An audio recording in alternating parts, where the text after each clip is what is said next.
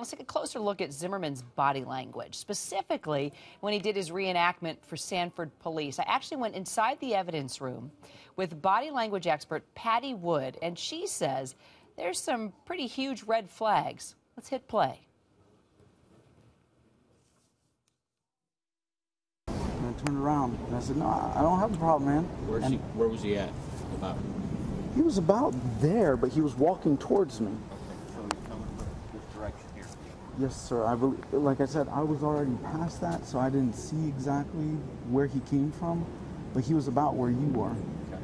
And I said, "No, I don't have a problem." Okay, let's pause it. I want you to notice that even though he's saying with his words, and just up to this point, that he was walking and then he turned, he's actually, in this part of the story, admitted that he had to kind of walk towards him. Versus someone charging him. Right. And versus him acting in any way scared or apprehensive. Instead, that would be the behavior of somebody that's still a little bit in attack mode. All right, let's pause it there. Patty said Zimmerman was in attack mode. Drew, did you get that from his actions? It's hard for me to interpret that kind of stuff. I bring Patty on my show precisely for the same reason you bring her on. And that kind of does, though, make sense, doesn't it, in terms of what we heard about Zimmerman's behavior, the whole stalking of Trayvon, the way he was going after him.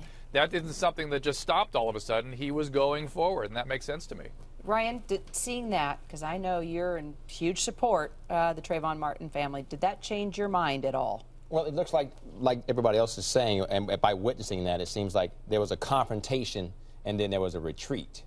As if when he approached Trayvon Martin, that, something happened that he wasn't expecting to happen, and he ended up having to do something that ended up taking Trayvon's life. So, to me, wasn't convinced of his story at all. All right, stay with us. We're going to do some more analyzing in the evidence room. Coming up, what George Zimmerman did during his reenactment. Patty actually says it's one of the most telling parts of his interview with cops. In the meantime, I want to take you back into the evidence room with body language expert Patty Wood. Take a listen to what she says about Zimmerman's description of that first punch. Let's go ahead and hit play again. And he said, "You got a problem now." And then he was here, and he punched me in the face. Right here. Stop. Okay.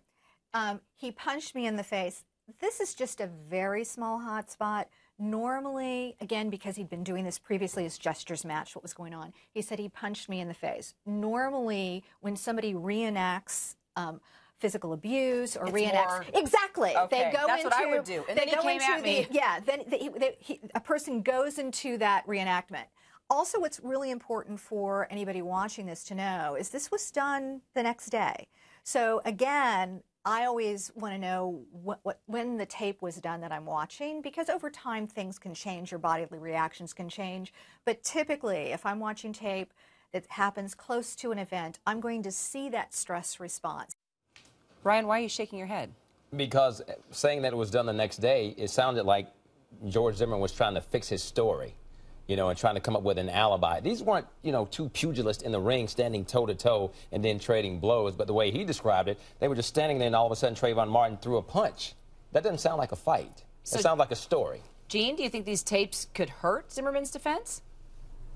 I don't think there's any guarantee the jury will even see this tape, because this is hearsay, an out-of-court statement, and it helps George Zimmerman. Now, if George Zimmerman takes the stand, which I think is a question, we don't know if he's going to. Everybody would think he would. It's a self-defense case, but I question that. Then on a rebuttal case by the prosecution to impeach George Zimmerman's actual testimony in court, then prosecutors may play this. But there's no guarantee that that jury will see this tape. All right, well, next week on Raising America, Patty Wood will continue to help us analyze Zimmerman's account of the shooting. If you want to hear more from Patty, her book is called Snap, Making the Most of First Impressions, Body Language and Charisma. And we're also continuing to follow jury selection in the Zimmerman trial.